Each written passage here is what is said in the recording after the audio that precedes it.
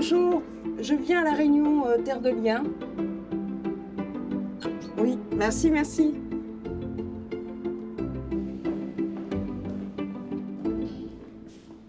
Bienvenue à toutes et à tous à cette réunion qui est organisée par le Conseil régional de Normandie et qui aura pour thème l'action des collectivités territoriales sur le foncier agricole. Je suis Jérôme de Terre de Liens Normandie et c'est moi qui vais animer cette réunion. Le programme du projet, c'est comment les EPCI, en agissant sur le foncier agricole, peuvent accélérer la transition agroécologique et le renouvellement des générations. Donc Alexandra Boulan, de Cœur d'Essonne Agglomération, sur le programme Sésame. Donc on a des actions sur le foncier avec comment on peut installer des gens, comment on peut faciliter la transmission, avec entre autres une cellule foncière que je vais détailler un petit peu après. Excusez-moi, je vous déranger un instant. Oui, bien sûr. Oui, Catherine Hamel, vice-présidente à l'agriculture de la communauté de communes lévilloises. C'est juste à côté. Oui, je suis vraiment très intriguée par votre cellule foncière. J'aurais aimé avoir plus de renseignements. On pourrait se prendre un petit temps. Oui, bien sûr. Je crois que ça recommence. Le plus simple, ça serait d'en parler de vive voix. On se prend un moment ensemble, oui, parfait. Juliette Giacomazzo, je suis responsable du pôle agriculture et alimentation à la communauté urbaine Le Havre-Seine Métropole. Je viens faire de Rhizome. On est 4 partenaires à être les structures de mise en œuvre de la stratégie de la collectivité. Donc nous, on va vous présenter finalement une opportunité d'acquisition foncière pour la création d'un espace test agricole. Pour replanter un peu le décor.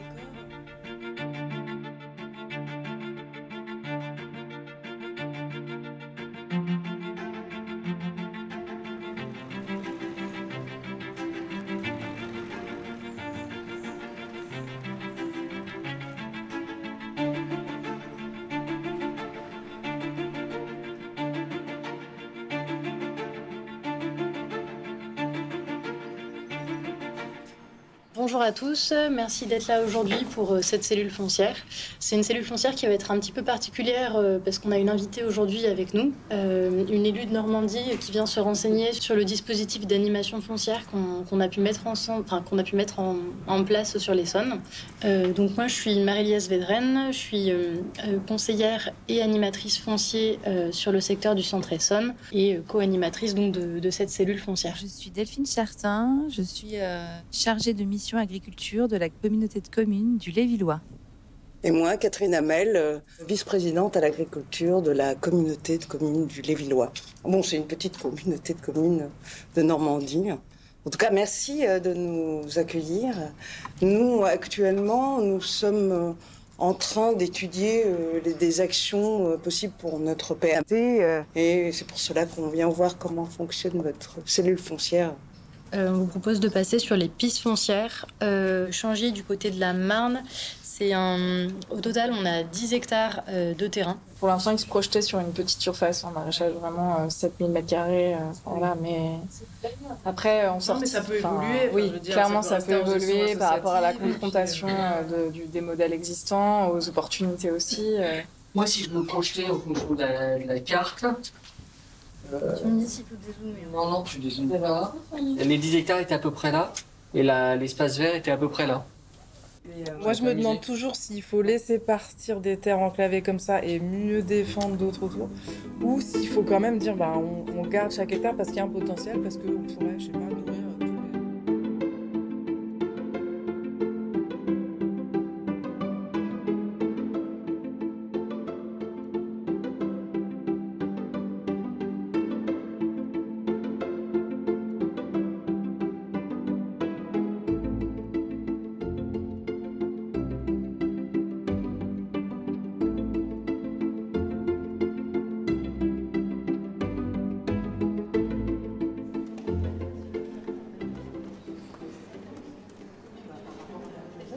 Et alors pourquoi finalement votre valeur ajoutée dans la cellule, ce serait quoi? Notre plus-value, c'est l'accompagnement et le suivi qu'on a avec les porteurs et porteuses de projets.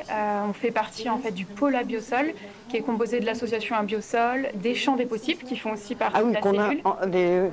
qui étaient présents, des AMAPIL de France. Et en fait, nos 4 structures, on propose un accompagnement et un suivi de ces porteurs de projets. Et par rapport au foncier, j'aurais aimé comprendre quelles sont vos spécificités d'intervention, quoi. Comment vous intervenez En fait, Terre de Liens a tout un réseau de bénévoles qui font de la veille foncière et qui peuvent aller sur le territoire et parfois faire émerger des opportunités foncières intéressantes. Et puis, très concrètement, Terre de Liens, grâce à sa foncière et sa fondation, propose du portage foncier. Donc, en fait, concrètement, acheter des fermes pour installer des agriculteurs et agricultrices en biologique. La cohabitation entre les différents partenaires était très très fluide. Je voulais savoir comment vous êtes arrivé à aboutir à ce fonctionnement. Entre le moment où on a commencé à s'atteler, à un peu formuler l'animation, et le moment où on l'a vraiment lancé avec les partenaires, il s'est écoulé quand même quelques mois, pendant lesquels on a été à la rencontre un peu de tous les acteurs dans les institutions agricoles qui tournent autour de la question de l'installation du foncier, expliquer notre démarche, qu'on voulait faire, comment on voulait le faire, et définir un peu à tâtons avec eux le format. Et c'est vrai que ça rassemble un tour de table qui n'a pas forcément toujours travaillé ensemble, ou alors très souvent en bilatéral. Et là, ça nous permet d'avoir de façon beaucoup plus systématique des échanges par rapport à ce qui pouvait se faire avant. Ça vient mettre de l'huile dans les rouages, quoi. Pour notre territoire, je pense que c'est très pertinent, parce que par moments, c'est un peu... Ça grince un peu. Oui, ça grince un peu.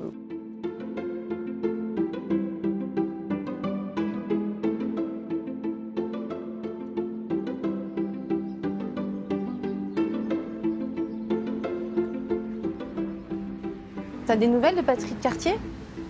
Oui, il va un peu mieux, mais sincèrement, je pense qu'il ne va pas pouvoir reprendre la ferme. Il faut qu'on trouve une solution. Non, mais on peut pas laisser la ferme sans repreneur. Ça va partir à l'agrandissement, ça c'est sûr. J'en ai parlé à quelques élus de la commune. Ils m'ont regardé bizarrement. Ils ont trouvé ça pas très folichon. Je ne sais pas ce qu'il faut faire, mais tu penses qu'il faudrait peut-être l'acheter, non? Il faut trouver une solution de portage foncier. Après, tu sais quoi? On va en parler à Éric Brève, à Cœur d'Essonne. L'acquisition foncière. Bonjour madame. Bonjour Catherine Hamel. Pierre Marcy, président de la SAFER. Bonjour, Éric Brève, président de Cœur d'Essonne Agglomération. Merci de nous recevoir. Avec plaisir. Voilà, j'ai cru comprendre que vous travaillez depuis des années pour la transition alimentaire et agricole. Nous sommes une petite communauté de communes rurales de 25 000 habitants. Et voilà, on aimerait comprendre comment vous avez créé votre cellule foncière. Ce projet Sésame, en fait, il rentre c'est un projet global lié à notre problématique à nous, mais c'est un projet d'innovation. D'ailleurs, il est financé en grande partie par l'État à travers le dispositif Territoire d'innovation France 2030. Et en fait, ce qu'on a voulu faire, c'est mettre la globalité des acteurs qui, de près ou de loin, sont liés à l'agriculture et à l'alimentation et à la distribution, autour d'une même table, autour d'un même projet, sur un même territoire. Et très vite, on s'est aperçu que l'essentiel, c'était vraiment la cellule foncière. Il fallait qu'on ait cet outil avec quelqu'un dédié. Oui, donc nous, la SAFER, en tant qu'opérateur foncier, nous avions répondu à cet appel à projet qui nous demandait d'animer un territoire. Et cette animation de territoire est passée justement par cette cellule foncière. Alors la cellule foncière, en fait, c'est une cellule que de techniciens. Et ça permet justement d'être plus réactif. Chaque partenaire s'échange des informations. On est plus réactif par rapport à une demande sur des dossiers très précis. Et puis, bien sûr, avec les collectivités, l'avantage, c'est que quand on a des collectivités en face de nous qui croient au développement de l'agriculture, qu'on en plus apporte du financement, parce que c'est la collectivité qui finance l'animation du collaborateur SAFER. Voilà, on permet de mettre plus d'humains pour un territoire plus petit que ce qu'on a au niveau de l'Île-de-France. Et donc, on est bien sûr bien plus efficient.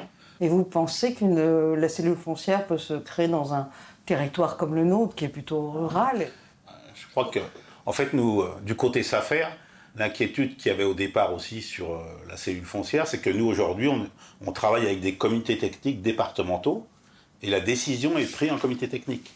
Et il a fallu faire comprendre aux élus dans un premier temps que la cellule foncière n'était pas un endroit de décision, mais un endroit de travail et de communication pour faciliter après d'apporter des dossiers en comité technique. C'est le comité technique qui garde toujours la décision sur la cession finale du foncier pour le jeune agriculteur. C'est vraiment un projet d'ensemble, c'est comment est-ce qu'on ne perd pas l'agriculture dans notre territoire. Comment on l'accompagne. Voilà. Et d'ailleurs, vous pouvez, si vous le souhaitez, venir samedi à l'inauguration de la ferme à Saint-Germain-les-Arpajons, qui sera la deuxième ferme qui viendra s'ouvrir à l'intérieur du projet Sésame, qui là aussi fait du maraîchage après la ferme de l'Envol. Il y en aura d'autres, on se reverra sans doute, puisqu'il y en aura au moins 7 ou 8 avant la fin du mandat. À ce samedi. Ce samedi, voilà, à Saint-Germain-les-Arpajons. Merci pour cette invitation.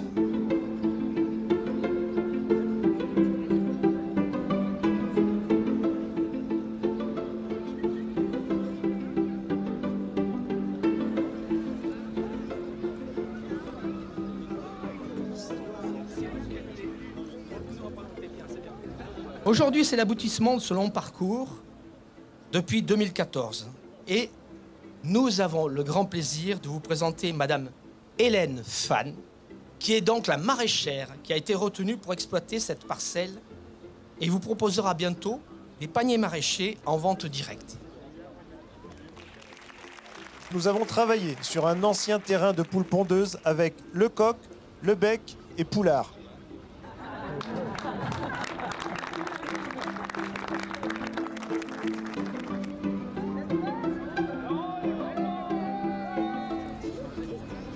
Bonjour Monsieur Poulard. Bonjour Madame. Bonjour Catherine Hamel. Vous pouvez m'en dire plus par rapport à comment la ville s'est engagée dans cette politique et d'où est venue cette initiative? Ah bah écoutez, ça tombe bien parce que je suis en présence de Jean-Pierre. Moi, Jean-Pierre Lecoq, Terre de Liens depuis 2007. En 2012, j'ai été voir les documents d'urbanisme de la ville et j'ai repéré tous les terrains agricoles possibles.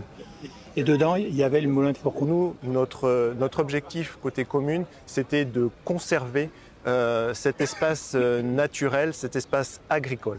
Voilà. Vous pensez qu'une commune peut être légitime à acheter un terrain agricole? C'est le rôle de la commune d'acheter en fait des terres si on veut les préserver. Voilà. Malheureusement, on joue sur le PLU, mais à un moment donné, on n'a plus le choix. Il faut faire des choix. C'est un choix politique qu'on a fait. Oui, c'est un coût, on est d'accord, mais le jeu en vaut la chandelle. C'est difficile de faire bouger les administrés, et là, ils sont venus en masse. C'est vertueux, et on n'est que le début, en fait.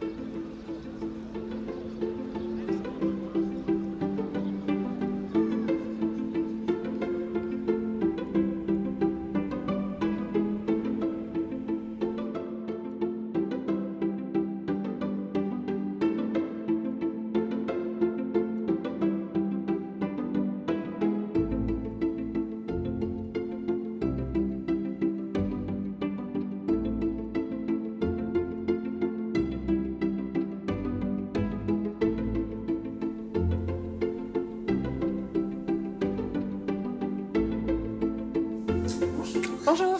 J'ai rendez-vous avec Madame la maire. Oui, alors je vais vous la chercher ou vous... Elle vous attend? Je connais le chemin, elle m'attend, Bah, ouais. Allez-y. Entrez. Bonjour Catherine. Tu vas bien? Ça va, ouais. Installe-toi. Merci. Alors, cette inauguration, c'était comment? C'était super, il y avait un temps magnifique. Ils sont arrivés à regrouper pas mal d'habitants. C'était très enthousiasmant. Ah ouais. Ça donne confiance. Et du coup, nous, qu'est-ce qu'on en tire un peu comme conclusion de cette expérience de Cœur d'Essonne? Alors, moi, globalement, ce que j'en retiens, c'est qu'avec une volonté politique, on peut y arriver. Mais aussi, ce qu'il faut voir, c'est que le foncier regroupe des enjeux différents et qu'il faut vraiment travailler en partenariat avec tous les acteurs. Et tu penses que nous, sur notre territoire, on pourrait envisager une cellule locale foncière? Il faudrait peut-être commencer par un groupe spécifiquement sur le foncier, avec la SAFER, la Chambre d'agriculture. On pourrait y associer d'autres services. De la Comcom, tu penses à qui? Par exemple, Sophie de l'aménagement du territoire, Fabien de l'environnement. On pourrait s'arrêter là et on verra. Ah oui, je voulais te parler de la ferme de Patrick Cartier. J'ai eu un coup de fil juste en sortant de la fête.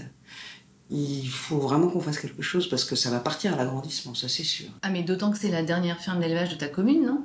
Bah oui. Tu sais, ce que je vais faire, c'est que je vais aller au Havre la semaine prochaine. Ils ont une très belle initiative. Et je pense que ça va nous inspirer. Ah bah, très bien.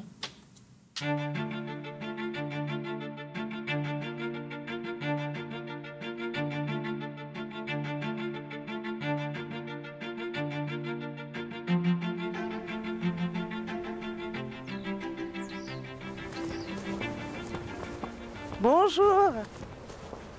Bonjour, Bonjour. bienvenue à Covy-sur-Mer. Bonjour. Donc bah, si tu veux, on peut se mettre un petit peu à l'abri, il fait un petit peu frais ce matin. Je voulais savoir, ce projet, tu l'as enclenché par rapport à quelle problématique Notre véritable cheval de bataille, c'est de protéger la ressource en eau. Ça, c'est vraiment le socle de notre démarche. Et suite à ça, donc, c'est inquiété de voir partir les terres maraîchères à la grande culture. Et quand cette dernière ferme a été à vendre, on s'est dit il faut stopper l'hémorragie. Donc on a décidé d'en faire l'acquisition sans savoir vraiment où est-ce qu'on allait avec cette opération, mais c'était de sauver la terre maraîchère. Une fois l'acquisition réalisée, effectivement, on a passé 2 ans à savoir vers quel projet on allait, qu'est-ce qu'on allait construire. Et donc finalement, il a été décidé de la conserver, cette terre, et d'en faire un espace test. Et financièrement, du coup, effectivement, c'est un investissement de la collectivité, mais on a pu être soutenu par la région Normandie et par l'État. La suite de l'histoire, l'espace test, c'était de pouvoir former des nouveaux maraîchers, des hors-cadres familiaux, pour qu'ils puissent reprendre des fermes, puisqu'il faut savoir que la moitié des agriculteurs vont partir à la retraite dans les 10 ans qui viennent. Donc il faut préparer la relève. L'essentiel étant de pouvoir maîtriser le foncier, parce que c'est de ça qu'on parle finalement. C'est de dire que la collectivité est obligée de réagir aussitôt. Et pour pouvoir réagir, c'est d'avoir une bonne connaissance de l'ensemble du foncier de ton territoire. Pour ça, on va aller jusqu'à savoir quand est-ce que l'exploitant va partir à la retraite, pour savoir ou le propriétaire, pour savoir les terres qui vont être disponibles dans peu de temps. Ce qui est intéressant dans le projet porté par les élus, c'est que finalement on s'est focalisé sur un projet concret, un projet réel, qui a été un peu la première pierre après à la construction d'une stratégie agricole et alimentaire plus globale. Et maintenant, effectivement, on aimerait bien aussi structurer cette stratégie autour du foncier rural. En général. Oui. En général. Et vous n'avez pas eu de problème avec les autres agriculteurs par rapport à des... Ah, forcément, je suis un petit peu le mal-aimé, parce que mettre une politique bio en place quand on est entouré que de conventionnels qui ne voient que par leur pulvérisateur, c'est très compliqué. Il faut vraiment être volontaire. Oui, je sais, je vais devoir. Bon courage, parce qu'il faut y croire, il faut passer le bon message. Juste pour compléter le propos de Christian, l'intérêt d'avoir une ferme exemplaire en propriété publique, c'est intéressant par rapport au travail partenarial avec les acteurs agricoles. Ça a permis chez nous de les faire travailler ensemble, de créer une dynamique aussi de travail ensemble. Et ça permet du coup de re-questionner les modèles établis. Une ferme exemplaire, par définition, c'est un peu un espace un peu innovant. Et si c'est pas la collectivité qui est quelque part un petit peu moteur sur ce domaine-là, spontanément, c'est vrai que ça va peut-être pas être les acteurs traditionnels qui vont porter spontanément. Ce qui est hyper important, c'est de travailler avec la profession. Il ne faut pas séparer les modèles. Donc il faut rassembler la profession autour de cette cause, de dire la transition agroécologique, ça concerne tout le monde, et donc on est là pour vous aider, non pour mettre des freins à votre profession. Et voilà. Donc c'est un exercice un peu compliqué, hein, je l'avoue. Oui, il va falloir s'y atteler. Oui, mais c'est très intéressant. Est-ce qu'il serait bien, est-ce qu'un jour tu penses que tu aurais le temps de venir Oui, il y a combien d'hectares donc, ici, 4,7 hectares, donc il y a la place pour 3 maraîchers. À bientôt, bon merci. week-end. Merci pour tout. Donc, vous êtes les gestionnaires de toute cette ferme? Oui, nous avons une convention avec la communauté urbaine d'occupation de lieux. Donc, ils nous ont mis à disposition le foncier et l'équipement, le cerf, pour l'accueil de personnes en test. Ah oui, d'accord. Et il y a combien de personnes en test actuellement? Il y a 3 personnes en test ici.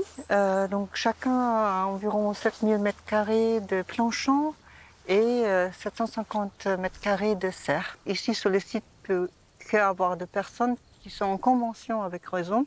D'accord. Et donc, ils peuvent venir pour 1 an jusqu'à 3 ans. C'est maximum, c'est 36 mois qu'ils peuvent rester sur le site. Et vous les accompagnez au niveau de la partie commerciale, de comment ça se passe? Oui, de certaine manière, donc on est en groupe. Donc Rhizome les accompagne pour devenir des entrepreneurs. Donc on les appelle aussi les entrepreneurs à l'essai, ici sur le site. Mais c'est eux qui sont complètement autonomes. Mais ils peuvent discuter avec nous, prendre du recul, on peut leur donner aussi quelques idées, mettre en relation aussi avec les voisins, avec d'autres personnes du territoire qui peuvent les appuyer dans leurs projets. Et vous pensez que par rapport à l'élevage, on pourrait établir le même genre de procédé? Oui, tout à fait. Donc, mais il faut plus de foncier. Avec une petite ferme de 15-20 hectares, vous pouvez bien mettre en place un site pour l'élevage.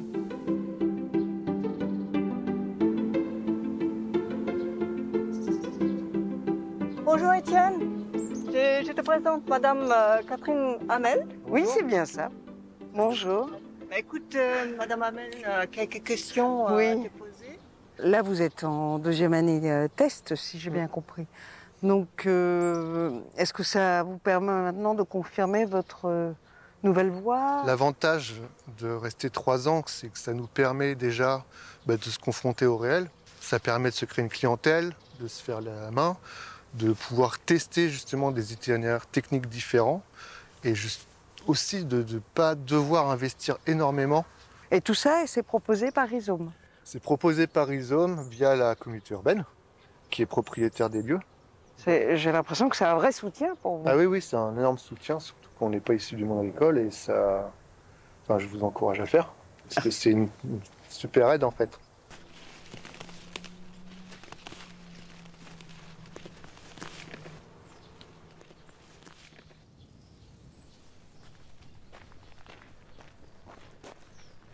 Bonjour.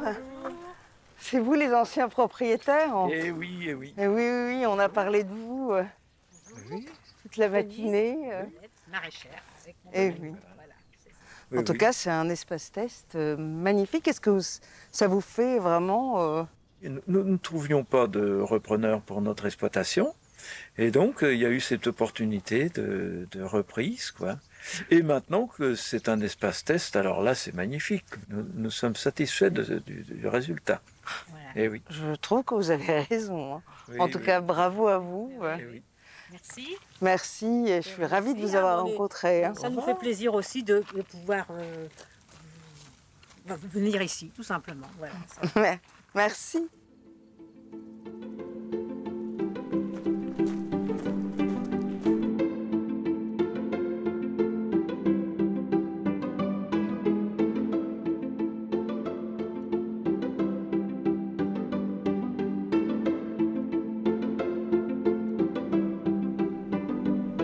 Donc suite à ces présentations des 2 initiatives, on aimerait bien voir vos retours. Parce que nous, côté communauté de communes, donc on réfléchit avec donc, le service agriculture et le service aménagement à la création d'une cellule locale sur notre territoire. Et voilà, qu'est-ce que ça vous évoque? Qu'est-ce que vous en pensez? Peut-être côté SAFER? J'ai bien compris que c'était une cellule qui ne serait pas décisionnaire et je pense que c'est une bonne chose. En revanche, nous à la SAFER, on traite quand même des données privées. Et je pense que les agriculteurs et les propriétaires ne seraient pas forcément d'accord pour que ce soit diffusé et partagé auprès de tout le monde. C'est un point de vigilance à avoir. Très bien, on note ce point. Côté chambre d'agriculture? Moi, ce qui me semble important, c'est qu'on fasse attention aux exploitants qui sont déjà en place. Il ne faudrait pas que vous leur donniez à croire qu'en misant tout sur la bio, vous leur créez une concurrence déloyale. On est conscient de tout ça. L'idée n'est pas d'opposer les systèmes. Il faut tout de même qu'on réponde à l'approvisionnement bio local, surtout dans nos cantines. C'est ce que nous avons fixé suite au diagnostic du PAT. Et aussi, je suis convaincue qu'il faut élargir la réflexion à d'autres partenaires. Les associations citoyennes comme Terre de Liens, les structures de formation agricole. Finalement, le foncier, ça concerne tout le monde.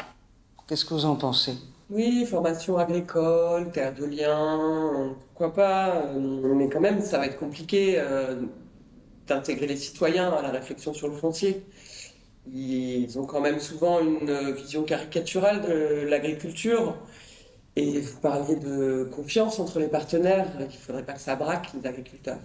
Je suis d'accord. Pour les citoyens, en fait, l'agriculture...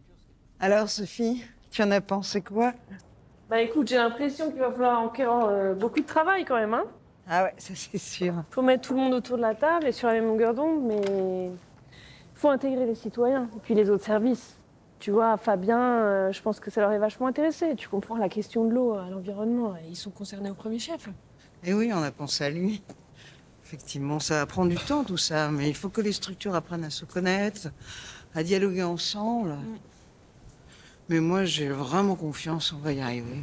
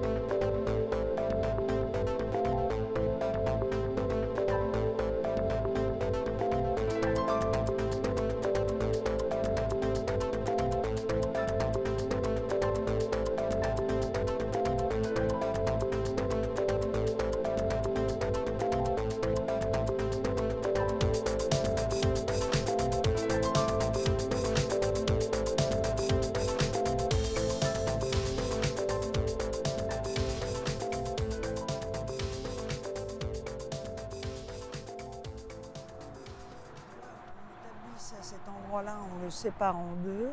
Ensuite, tu vois, ils ont quand même bien avancé sur cet atelier. Hein. Ouais, mais je trouve la peinture... Ouais. Ah, il est là. Bonjour Olivier. Ah, salut. Ça tu me vas bien? fait vraiment plaisir de moi te aussi. voir. Enchanté. Ouais. Delphine. Enchanté, Olivier. Eh ben, écoute, ça faisait tellement longtemps que j'avais envie de venir vous voir pour voir un peu ce que vous faites dans le Lévillois. Voilà, je suis là. Bah, tu sais, j'étais à ta place il y a 5 ans, qu'on a commencé à réfléchir à notre stratégie foncière. Et puis, tu sais, c'est quand même le rôle de notre réseau de collectivités engagées, de favoriser ce genre d'échange entre élus, ce genre de visite. Eh ben, complètement. On a préparé du café. Ça vous dit qu'on rentre pour commencer les échanges un peu? Oui, avec plaisir. Parce que commence à faire un peu froid. Fais attention. Ouais. Ah, hop. Effectivement. Alors, vous venez de quelle région déjà? Alors, moi, je viens d'Île-de-France. Ah du ouais, sud de la Seine-et-Marne. Pas le...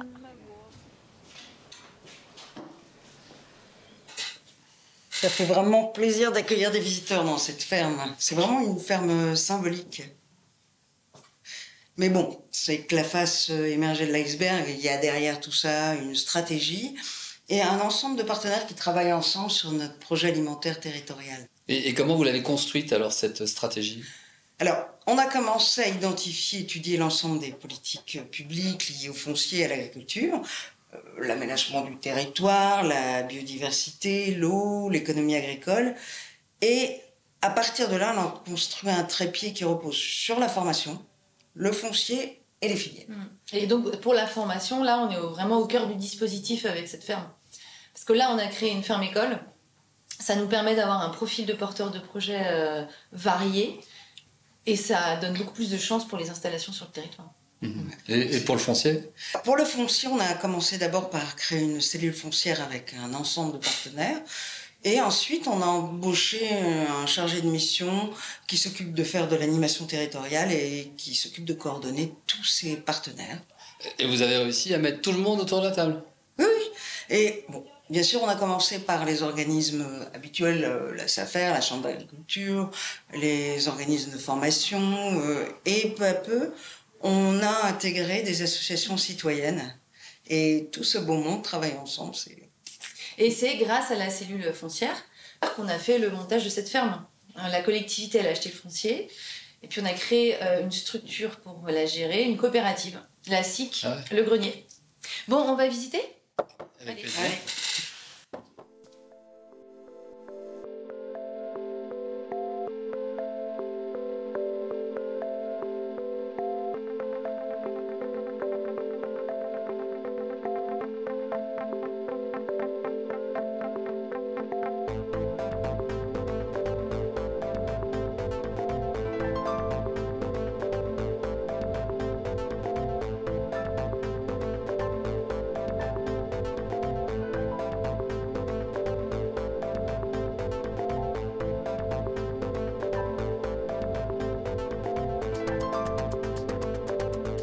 Ça c'est pour vous. Ah bah c'est pour faire un essai super pour, gentil, la merci commande beaucoup. pour la communauté de communes. Ah, c'est super. Ah oui, on va le goûter à la cantine faut le tout goûter. à l'heure. Ouais. Ah, ouais, Merci. Voilà. Bah, génial. Ça Super. fait partie de la visite. Merci beaucoup.